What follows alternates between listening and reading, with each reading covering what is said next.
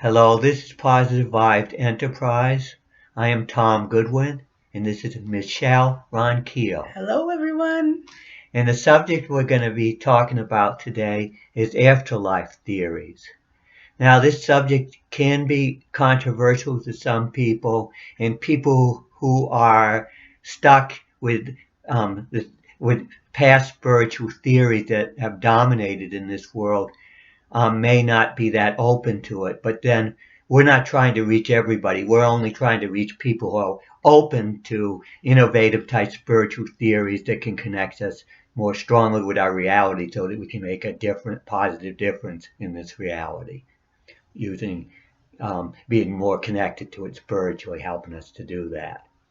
Yes, the focus with reincarnation often deals with the reality based of what you can do today, now, in this life. And we didn't mention yet, but the afterlife theory that seemed that to me is most in tune with a respect for the physical reality we're in right now, and helps us to understand its value and to be able to deal with the resistance and so forth that a physical environment challenges us with. The theory that works the best for that is reincarnation, where you come back to the physical in a future life. Why? Because that's what counts the most, is being incarnated in a physical world. It's only in a physical world that you can use advanced meditative techniques and training and therefore have a lot of impact spiritually. You can't do that when you don't have a body.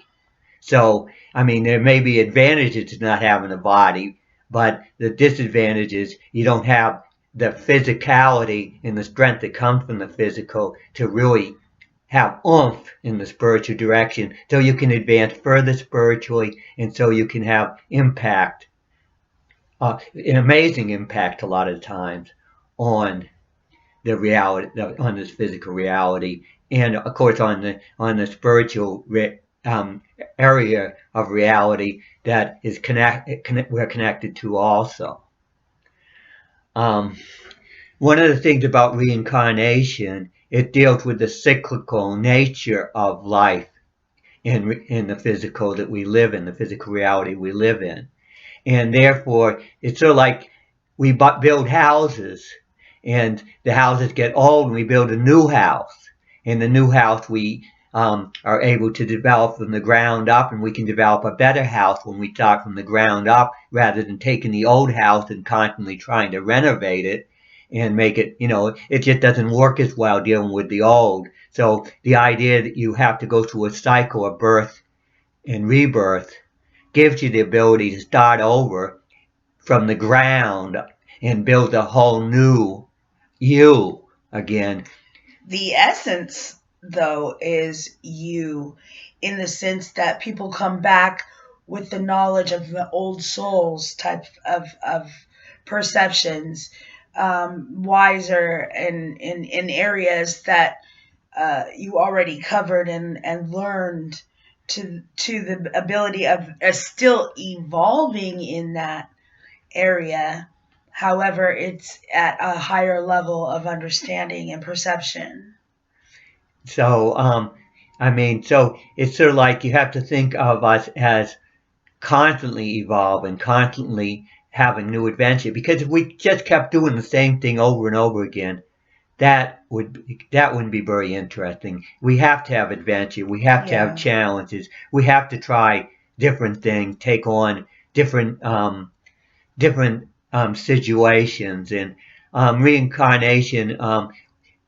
When you think about reincarnation, you have to understand that the Earth population has grown at considerable pace. So therefore, a lot of the incarnated spirits have to come from somewhere else in this universe. It's just not enough spirits to deal with the population that's growing here unless we get some from somewhere else.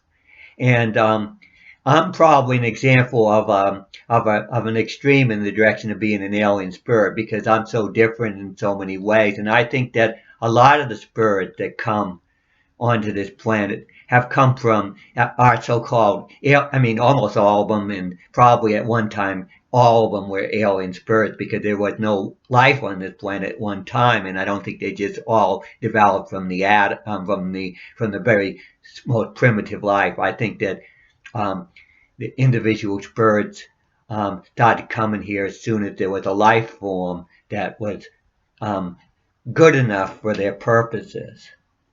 So that's a theory. These are theories we're dealing with. Yes. And what we want to develop is the best theories possible. And some people think that there are aliens coming over here in physical um, UFOs, and they're coming here and they're helping us out, or they're interfering or affecting us on this planet. But what I say is the alien spirits that are affecting us are the ones that are incarnated, and they're very capable of doing everything when it comes to bringing advanced technology or whatever to this planet, but they have to go through do the actual work. It doesn't just come magically. They may have the intuition to know where they need to go, but they have to do the work to get there, We all do.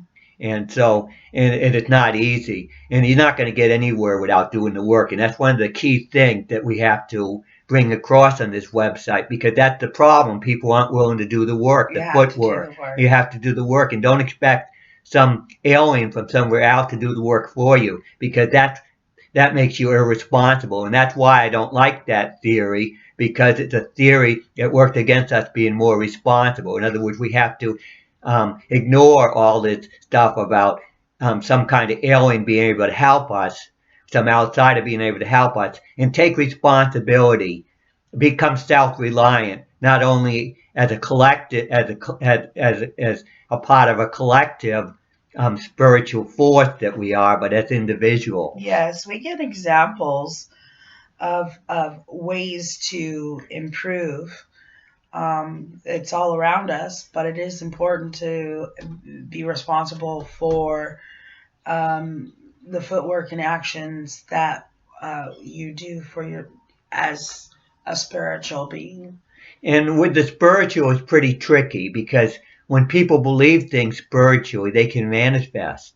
And they can manifest to the point that you can actually take a picture of them. Thoughts are things. We are creators into the spiritual realm of creating the things that we want to manifest, and other people see it. Example would be the Loch Ness monster. That is so called. There's a theory that that is a tupla. So many people have manifested seeing it or wanting to believe that it's there, that it actually created in the physical form. It is actually created, but it actually is not physical. It just looks physical. Spiritual creation. In other words, in the spiritual, you can create almost anything. In the physical, things are very solid and hard, and you have to have science to prove things, because the physical you have to have real strong evidence in the physical, but in the spiritual, things happen easy. In the physical, things happen hard. So that it contrasts greatly. But the thing is, you can manifest all kinds of things in the spiritual, but what good are they if the manifestation does not lead to us doing better in the physical? In other words, the spiritual underlies the physical, and a lot of the stuff that's created in the spiritual is more like an amusement or a distraction. It's not really helping us, and the spiritual really needs to help us to be able to make things happen in a resistant concrete environment, which can bring out the really challenges how good we are spiritually. We're really good at being in the spiritual area. We can transform the physical world. That is the ultimate test of how good we are spiritually. Spiritually, strength, yes, comes in through the actions of focus training and understanding what importance it is to have a spiritual perception that is based on reality and what we can do in the actions with ourselves and the improvement of society in the world we know in the spiritual realm. And reincarnation, I want to hit on the fact that there are ways to use reincarnation um, to better yourself spiritually, but it's on a level that needs to be a reality based thing to help strengthen your weaknesses here, make those stronger here. And yeah, what we do in the physical, in our physical life, will go with us into the Yes. future. It actually, when you do what you're doing right now physically, goes into your future in this life, and then it goes in the future beyond this life. Because the fact you died, the continuity continues. Meaning the fact you died doesn't change the fact that you're going to continue on the future pattern that you've set your course. It's just going to continue into a new life. Once the course is set, you'll continue it until you change that course. Yeah, so staying grounded of your realities and things that you know, gut intuition in the spiritual, that really, really is an important key. Is to trust your gut into that training of understanding your spiritual essence and your spiritual purpose before and now. Now is the main point because we're going forward into creating and evolving into something better and brighter. And if you the people like me that have gone through a lot of hardship and a lot of struggle and really know about the serious problems that exist in this world are going to develop spiritual theories that emphasize the importance of doing something in the physical to make it better when it comes to one's using the spiritual to affect the physical and to transform it into a more constructive, healthier environment for us to exist in. So the more you've struggled, the more pain and hardship and difficulty you have gone through. And when you go through difficult type spiritual training, that also connects you more reality. And the more you connect to reality, the more you can impact things spiritually. And when you're going on some kind of, going to a place that's haunted or whatever, that physical grounding, that physical strength will help you to deal with the spiritual forces that it will try to do trickery or whatever they can to impact you and Yes. not the a lot of times not the most positive way.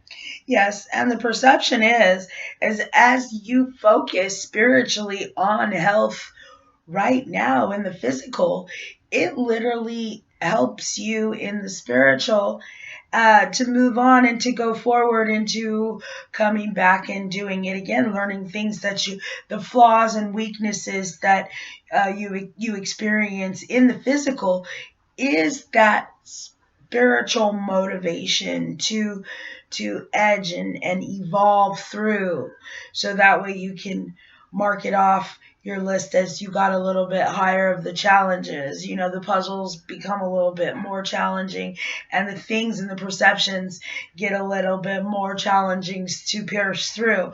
But that spiritual knowledge that you have been collecting will be your shining light, and the way to get that is to trust that gut intuition. And it simply makes intuitive sense that you're going to get spiritual strength from the physical because the physical is what is strong, what is hard, what is resistant, what is solid. So that's where you get your spiritual strength. And the people that don't don't work hard to be grounded and connected with the physical are not going to be as strong. And when they run into a tough character like me, I can have impact on them in a way that they'll get them running. They'll say he's real negative. They clear of him because they don't want to deal with the fact that I will bring them in connection. I will give them a stronger connection with reality, or they're not.